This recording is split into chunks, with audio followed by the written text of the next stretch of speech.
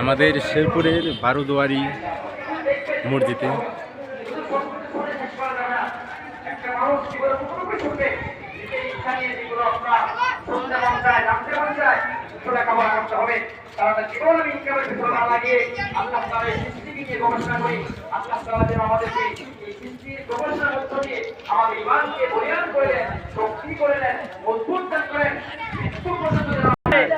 আপনি যা দেখতেছেন আপনার দুই কান্দের ফেরেশতা তো লিখতেই আছে,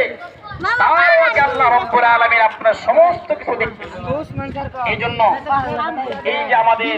হাতে হাতে যে অশ্লীলতা চলে আসছে, আমাদের পকেটে পকেটে যে অশ্লীলতা চলে আসছে, আমাদের ঈমান